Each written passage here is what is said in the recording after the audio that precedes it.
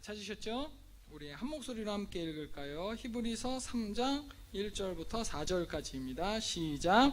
그러므로 함께 하늘의 부르심을 받은 거룩한 형제들아, 우리가 믿는 대제사장이신 예수를 깊이 생각하라. 그는 자기를 세우신 이에게 신실하시기를 모세가 하나님의 온 집에서 한 것과 같이 하였으니, 그는 모세보다 더욱 영광을 받을 만한 것이 마치 집 지은 자가 그 집보다 더욱 존귀함 같으니라.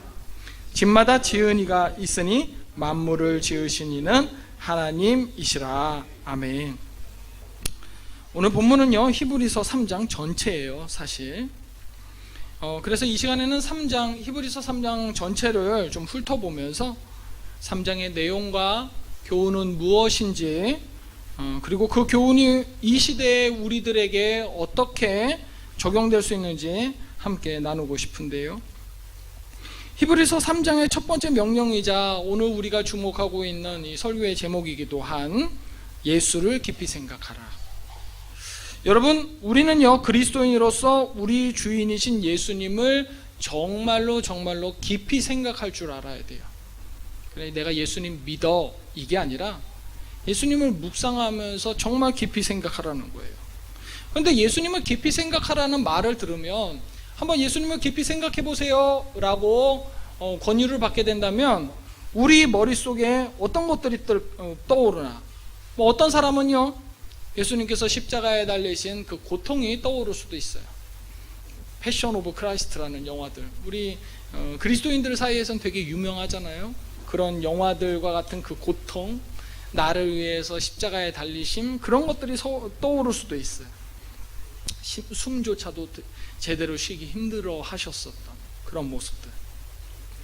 또 어떤 사람은 예수님이 생전에 행하셨던 여러 기적들이 떠오를 수도 있어요. 되게 많잖아요. 오병이어의 기적, 인간이 할 수 있는 일이 아니죠.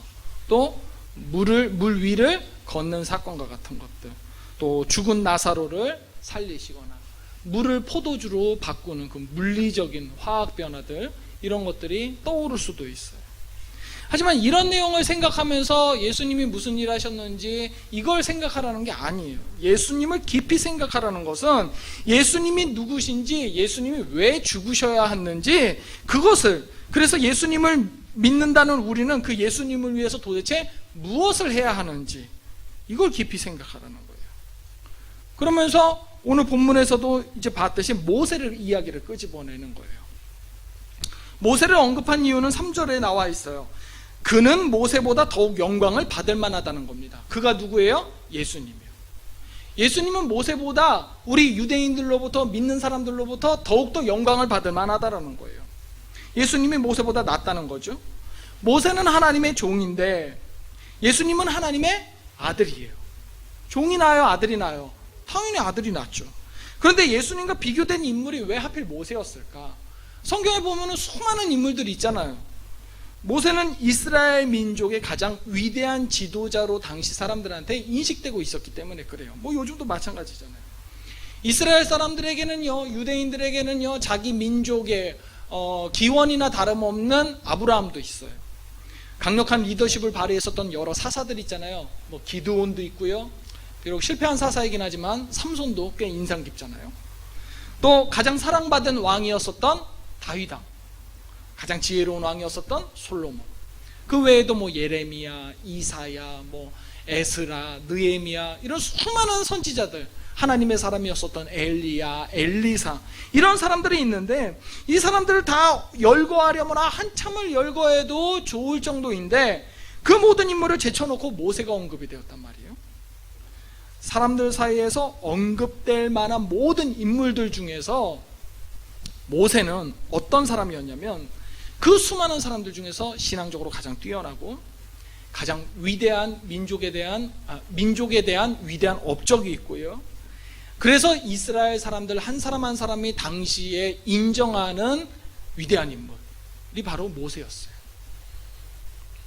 모세는 이스라엘 민족이 가장 으뜸으로 삼는 위인이었었고요. 많은 사람들이 삶의 표본으로 삼았던 인물이에요. 그런데 히브리서는 예수님이 그 모세보다 낫다는 겁니다. 사람들이 으뜸으로 생각하는 모세보다 더 나은 분이 예수님이래요. 모세를 따르는 사람들은 모두 다 실패를 경험해요. 7절부터는 바로 그 내용을 말을 하고 있거든요. 히브리서 3장 7절. 뭐 자세히 보시지는 않아도 돼요. 다 대충은 아는 내용이니까. 8절을 보면 광야에서 시험하던 날에 거역하던 것과 같이 너희 마음을 완고하게 하지 말라라고 이제 시편의 내용을 인용하는데요. 광야에서 시험하던 날에 거역하던 것 같이 너희 마음을 완고하게 하지 말라 이래요. 아무래도 광야라고 하면 모세가 이스라엘 백성을 이끌고 40년 동안 광야를 막 이리저리 유랑하던 때를 말을 하는 건데, 근데 8절에 단어들이 두 개가 특이한 단어가 나와요. 바로 첫 번째는 완고하게라는 단어가 나와요.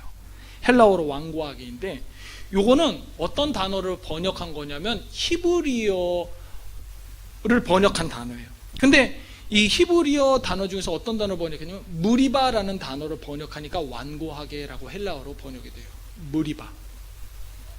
그 다음에 8절에 또 단어가 하나 나와요. 시험이라는 단어가 나와요. 시험하던이라는 단어가 있어요. 이거는 히브리어 마사라는 단어를 번역한 겁니다.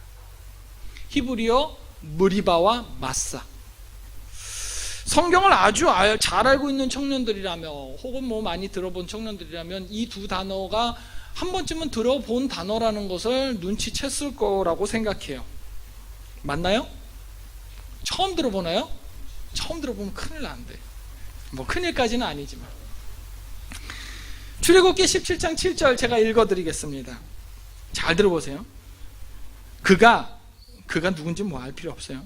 모세인데, 그가 그곳 이름을 마사 또는 무리바라 불렀으니 이는 이스라엘 자손이 다투었음이요, 또는 그들이 여호와를 시험하여 이르기를 여호와께서 우리 중에 계신가 안 계신가 하였음이더라. 무리바와 마사는 어떤 특정한 지역을 말하는 지명이었어요. 근데 무리바가 무슨 뜻을 무리바를 번역한 무슨 뜻이라고요? 완고함. 마사를 번역한 무슨 뜻이라고요? 시험. 완고함과 시험. 이집트를 탈출한 이스라엘 민족은 모세의 지도 아래 이제 약속의 땅으로 가게 되죠. 근데 가나안으로 가는 길은 목마른 광야길이었고요. 메마른 광야 한가운데에서 이스라엘 백성들은 이 물 때문에, 목이 말랐기 때문에 물 때문에 지도자 모세를 죽이려고 했어요. 그리고 모세를 지도자로 세우신 여호와 하나님을 의심해요. 얘 신 맞아? 우리를 살리려고 광야로 이끈 거 맞아? 이 여호와라는 이놈의 신이 우리를 살리려고 하는 우리의 신 맞아? 내가 섬겨도 되는 거야? 의심해요. 의심이 뭐라고요? 마사라고요. 하나님을 의심해요. 하나님을 의심하는 지역이 바로 마사였어요.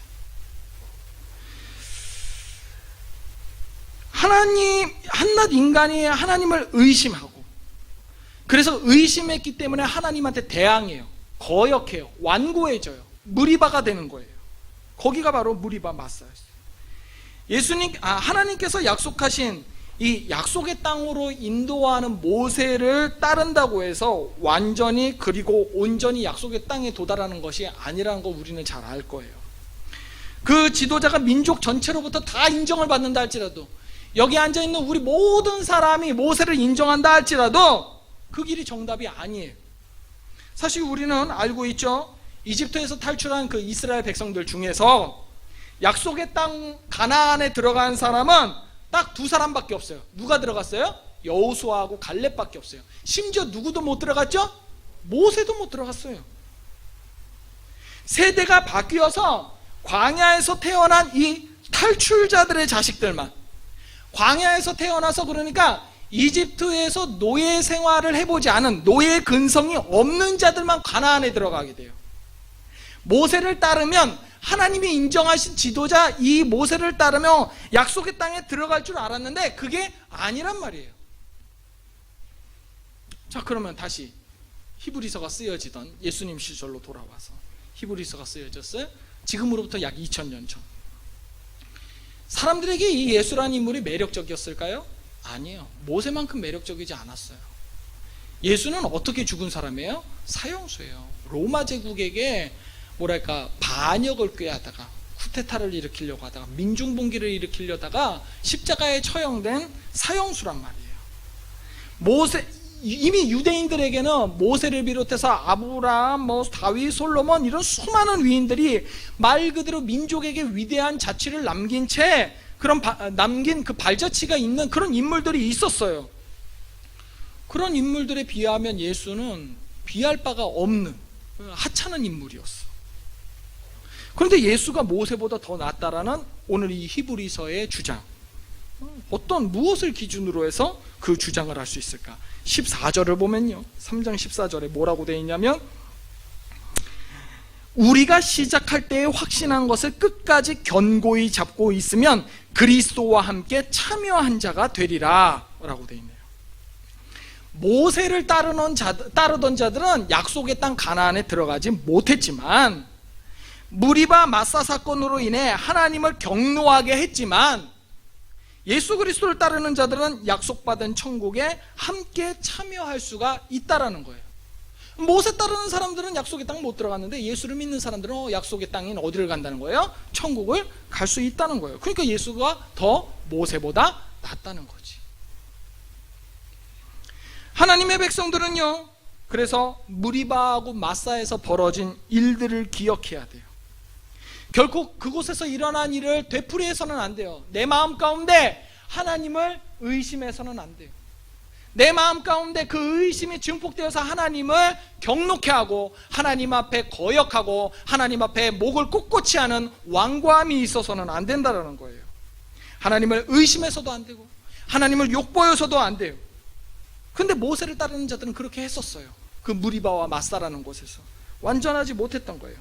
우리도 우리 삶에 모세의 때와 같은 것이 있는지, 우리 인생 가운데에서, 삶의 모습 가운데서, 우리 마음 가운데서 그런 것들이 있는지 되돌아봐야 돼요.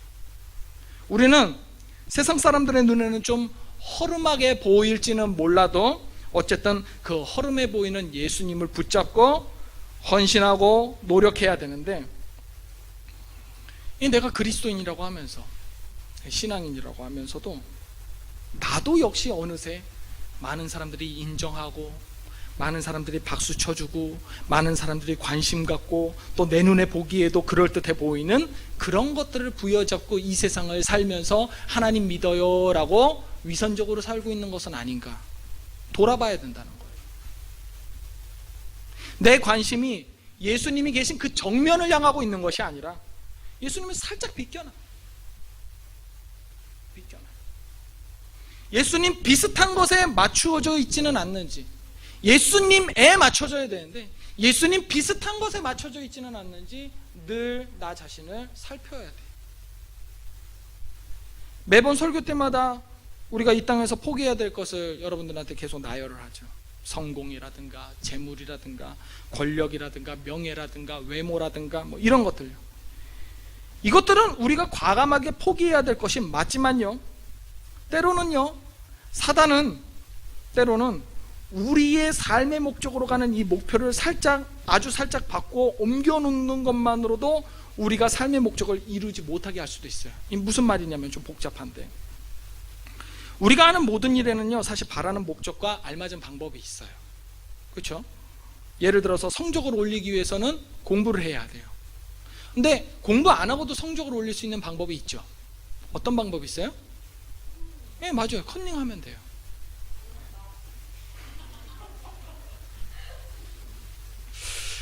목적을 이룬 것 같아 보여도요, 참 목적은 실패해요. 컨닝을 해서 성적을 오르면 컨닝해서 100점 맞을 수는 있겠죠. 점수를 맞은 거지. 방법은요, 목적에 어울려야 되고 들어맞아야 합니다. 그렇지 않을 경우 목적에 도달할 수 없어요. 짧게나마 예수님께서 사단에게 시험 받으신 그 40일 광야 그 금식 이후에 시험 받으신 그 세 가지를 잠시 보면서 우리에게 올바른 길, 목적과 방법을 한번 재구성해 보기를 원하는데요. 예수님의 방법 첫 번째, 사탄이 처음으로 예수님한테 제시했었던 방법이 뭐였습니까? 너 배고프니까 어떻게 해라? 돌을 빵으로, 떡으로 만들어서 먹으라는 거죠. 예수님이 이걸 거절하셨어요. 여러분, 사단은 돌들로 예수님의 줄인 배를 채울 것을 권유해요. 이거 좋은 일이에요, 나쁜 일이에요? 선한 일이에요. 좋은 일이에요. 선한 일은 뭐냐면요, 사람들의 필요를 채우고요, 갈망을 만족시켜주고 기대를 충족시켜주는 일이 선한 일이라고 해도 틀림은 없어요. 그런데 사단은요, 우리가 예수님을 따르되 필요를 충족시키는 데만 예수님을 이용하기를 원해요. 우리가 흔히 말하듯이 도깨비 방망이 아니면 알라딘의 요술램프처럼요. 이웃의 필요를 채우는 사역을 해야 돼요. 우리는요, 나의 필요를 너무 채우기보다는. 근데 사단은 이웃의 필요를 채우는 것이 아니라 내 개인의 욕심을 채우는 걸로 이 필요의 충족을 축소시키는 것, 그게 사단의 목적이에요. 예수님은 우리가 예수님의 이름으로 우리 주변의 이웃을 풍요롭게 해주기를 원하시는데, 사단은 야, 예수님 갖고 그렇게 이웃을 풍족하게 할 필요 없어, 너만 풍족하면 돼 라고 축소시켜줘요. 우리는요, 개인의 필요가 충분히 충족되는 사회에 살고 있어요. 그렇지 않나요? 이전의 시대를 보세요. 조선시대, 고려시대, 삼국시대. 옛날에 비하면 우리는 우리의 필요가 충분히 충족되는 훌륭한 시대를 살고 있지 않나요? 근데 늘 모자라죠. 그렇죠? 늘 모자라요. 왜 그럴까? 사실 따지고 보면 우린 이미 가질 것은 다 가졌어. 왜 그럴까? 역사적으로 가장 이기적이고 가장 자기중심적으로 자기 스스로를 합리화하는 시대가 돼버렸어요. 내가 못 가졌어, 내가 쟤보다는 더 많이 가져야 되지 않을까. 우리는 이런 마음들 때문에, 이러한 세상 문화의 풍조 때문에 우리가 싫어하거나 우리를 불편하게 하는 주변의 이웃들의 필요에 대해서 이상하게 눈치채지 못해요.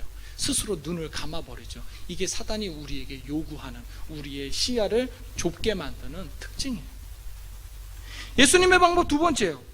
성전 꼭대기에서 뛰어내리라는 그런 명령이 아니라 권유가 있었죠. 근데 그걸 거절하세요. 사탄은요, 기적으로서 하나님을 증거할 것을 우리한테 권유해요.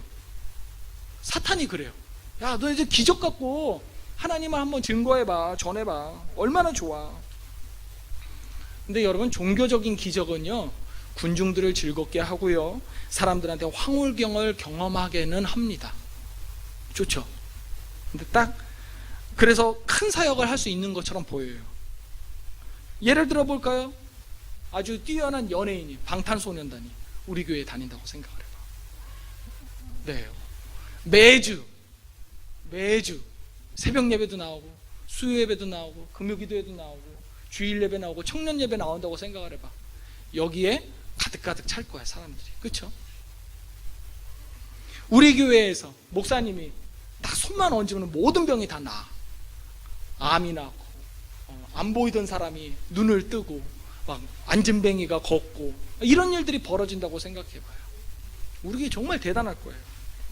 그런데요, 사탄은요, 이런 종교적인 기적을요, 우리 기분 전환용으로 활용되는 것으로 제한하기를 원해요.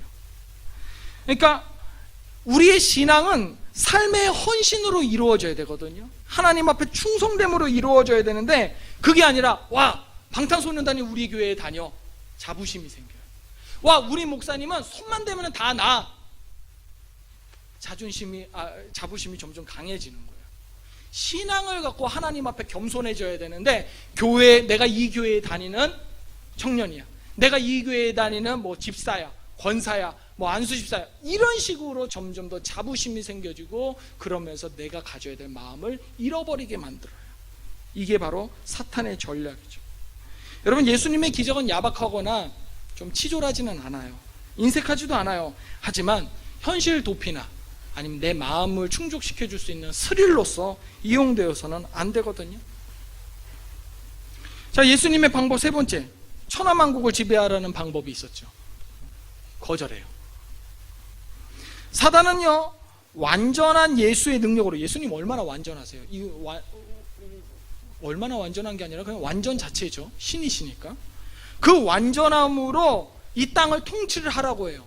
그 나라 대단한 나라 되지 않겠어요? 훌륭한 나라죠. 공정한 나라, 정의로운 나라, 공정한 나라, 공평한 나라, 기회의 균등. 요즘 우리 정부들이 요즘 사회 가운데서 화두가 되고 있는 문제들이기는 한데, 정의롭고 효율적인 세상, 우리는 이렇게 이룩할 수 없는 세상을 뭐라고 부르죠? 뭐라고 부르죠? 유토피아라고 부르죠. 이 유토피아는 모든 인류의 꿈이에요. 근데 조건이 있었어요. 사탄의 조건. 어떻게 하래요? 나한테 무릎 꿇고 경배해라. 그러면 내가 천하만국을 다 주겠다. 이렇게 말하죠. 외부로부터 강요된 방법. 나한테 무릎을 꿇으면 그 정의로운 세상을 네가 통치할 수 있게끔 해줄게. 이렇게 외부로부터 강요된 방법에 의해서 이룩되는 정의로운 세상, 자발적으로 정의를 고민하고 평등을 실천해야 되는데, 그것이 아니라 어떤 외부적인 요인에 의해서 정의로운 세상이 이루어지려고 해요. 이렇게 외부에 대한 요구나 강요는요, 비인격적일 수밖에 없어요. 자발적이어야지만 인격적인 거죠. 그리고 이 비인격적인 관계는요, 사람을 조직의 부품 정도로 축소시켜버려요. 정의로운 사회를 만들기 위해서 개인의 인격과 자유를 무시하고 올바름을 강요하고 부추기는 거죠. 여러분, 역사적으로요, 우리 인류가 선한 것을 강요하기 위해, 이 말도 되게 웃긴 거야. 선한 것을 강요한다는 거. 선한 것을 강요하기 위해서 인류가 선택한 방법이 뭐였는지 아세요? 다 전쟁이었어요. 내가 전쟁을 일으키는 이유가 있어. 명분이 있어. 더 좋은 나라를 만들기 위함이야. 이게 인간의 선택들이었어요. 예수님은요, 우리를 사랑하시기 때문에 우리한테 강요하세요? 안 하세요? 안 하세요. 우리를 인격적으로 대하시는 거예요. 때때로는 그러죠. 강요라도 좀 해주셔서 바른 길로 인도해 주셨으면. 그러나 아니에요. 예수님은 우리를 사랑하시기 때문에 우리의 선택을 존중해 주시는 거예요. 초대하고 용서하고 찾으시고 고치시고 기다리시는 거죠. 이게 예수님의 방법인데, 이 과정에서 나타난 이 사탄의 방법을 좀 보면요, 결국 사탄은 그리스도인의 정체성을 부인하지만은 않아요. 너 예수님 믿어, 그리스도인의 목표, 구원, 사역 이런 걸 건드리진 않아요. 이거 건드리면 우리도 폭발하거든. 너 예수님 아닌 것 같아. 너 사탄 확실한 것 같아. 그렇기 때문에 이런 걸 건드리진 않아요. 다만 사탄은요, 오직 방법만을 건드려요. 방법이 잘못 축소되어서 목적까지 변질되기를 바라는 마음으로 우리의 방법을 건드려요. 이렇게 예수님이 3가지 거절을 했는데, 이 거절은 잘못된 방식으로 선한 일을 하지 않겠다는 거예요. 떡을 먹음으로써 배를 채우는 거 선한 일이에요. 공정한 세상을 만드는 것도 선한 일이고요. 종교적으로 기적을 일으켜서 교회를 부흥시키는 것도 선한 일이에요. 근데 이 선한 목적을 이루기 위해서 잘못된 방법을 사용하지 않겠다는 거예요. 사단에게는요, 우리 인간이 생각할 수 없는 탁월한 생각들이 정말 많아요. 하나님도 탁월하시죠. 더 뛰어나시지만 사단도 탁월해요. 근데 육신이 없죠, 사단은요. 그러다 보니까 사람들을 이용하는 거예요. 사람들을 인격적인 관계가 아니라 기능적으로만 활용하려고 하는 거예요. 내가 쟤를 어떻게 써서 도구처럼, 부품처럼 쓰고 버려야겠다. 우리가 인격적인 방법이 아닌 방법으로 뭔가 행동할 때마다, 갑질 이런 거 있죠. 그렇게 인격적이 아닌 기능적인 방법으로 행동할 때마다 사실 우리는 하나님의 일이 아닌 누구의 일을 하는 거예요? 사탄의 일을 하는 거예요. 그렇기 때문에 내가 하는 행동이 인격적인 건지 비인격적인 건지, 이것들을 늘 고민하도록 깨어 있어야 되는 거예요. 그거를 깨어 있기 위해서 누구를 늘 생각해야 되는 거예요? 예수님이 하신 일을 생각하면서 예수님이 나를 어떻게 대하시는지를 고민해야 되는 거죠. 우리는 우리 한 사람 한 사람이 하나님이 찾으시는 그 예배자가 되기를 진심으로 원해요. 그렇지 않나요? 그런데 그 예배자가 하나님이 아니라 예배를 목적으로 삼아버리면 어떨까요? 예배를 목적으로 삼을 수 있어요. 하나님이 찾으시는 그 부르심에 응답하고자 하는 마음으로 예배해야 되는데, 예배하는 것이 아니라 예배를 드림으로써 자기 삶의 위안을 받는 거야. 일주일의 삶 가운데에서 의무방어라도 하듯이 월요일부터 토요일까지는 막 살다가 그 막 산 거를 주일날 교회에 가서 예배드림으로써 깨끗이 씻어내버려야겠다. 마치 세탁하듯이. 내가 이만큼 예배드렸으니까 하나님께서 날 기특하게 생각하실 거야. 세상 사는데 너무 힘들어. 하나님 아시겠지. 이러면서 현상에 안주하는 사람이 되지 않을지 내가 늘 경계해야 돼요. 하나님을 깊이 생각하는 것은 주일날만 깊이 생각하라는 게 아니에요. 월요일부터 월요일까지 계속적으로 쉼없이. 그럼 예배만 그래요? 아니에요. 기도, 헌금, 봉사, 이 모든 것이 마음이 담겨 있지 않으면 그렇게 돼요. 그게 목적이 돼요. 11조가 목적이 돼요. 와, 난 11조 이 교회에서 이렇게 잘하는 사람이야. 와, 난 여기서 우리 교회에서 기도를 하루에 1시간, 2시간, 3시간 이상 하는 사람이야. 사람들이 나 알아. 기도 열심히 한 거 알아. 이런 거. 이스라엘 백성들이 모세를 삶의 표본으로 삼으면서 따르는 것이 결코 잘못된 일 아니에요. 좋은 표본 맞아요. 그런데요, 하나님의 사람은 하나님의 영광을 위해서, 하나님의 이름을 널리 높이기 위해서 사는 거라는 사실을 분명하게 기억해야 돼요. 그렇다면 모세를 표본으로 삼을 것이 아니라, 당연한 말이지만 누구를 표본으로 삼아야 돼요? 주 예수 그리스도를 우리의 목적으로 삼고 붙잡고 사는 것이 정답이에요. 예수님이 보여주신 사탄에게 굴복하지 않는 방법으로 살아야 하는 거죠. 우리가 예배자가 되려고 하는 이유는요, 하나님의 영광을 위해서, 하나님의 이름을 널리 높이기 위해서 예배자가 되려는 것이니까요. 우리도 당연히 예배하는 것에 안주하지 말고, 지금보다 조금 더 교회에 헌신하는 것에 안주하지 말고, 지금보다 내가 더 교회에 어떤 기여를 하는 것에 만족하지 말고, 예수를 깊이 생각하며 무엇이 주님을 기쁘시게 할 것인지 죽을 때까지 끊임없이 고민하는 삶을 살아야 되는 거예요. 내가 지난번에 이렇게 했으니까 하나님 이번에 용서해 주시겠지. 아니요. 했으면 한 것으로 리셋하세요. 거기서 다시 시작이에요. 쌓아두는 게 아니에요. 적금이 아니에요. 그냥 거기서부터 다시 시작이라고 생각하셔야 돼요.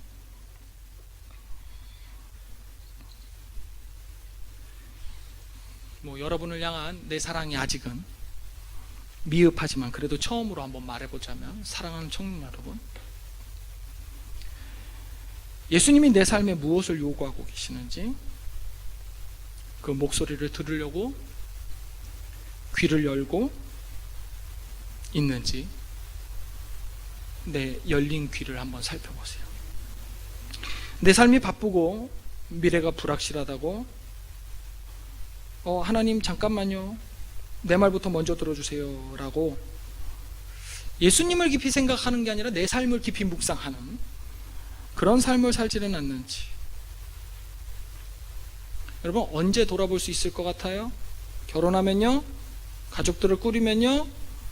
사업 성공하면요? 아니요. 가장 청명한 청년의 때에 돌아볼 수 있어요. 바로 지금. 반주 좀 해주시겠어요? 예수님을 깊이 생각하는 청년들이 되기를 좀 원해요. 예수님께서 원하시는 것을 위해서 내가 무엇을 헌신할 수 있는지 구체적으로 고민하고 마음을 다해서 드릴 수 있는 그 청년들이 되시기를 진심으로 마음을 다해 여러분 앞에 권면합니다. 나로 인해서 하나님 기뻐하실 수 있도록 결단하는 그 청년들, 그래서 저와 여러분 모두 주님의 기쁨이 되는 존재가 되기를 진심으로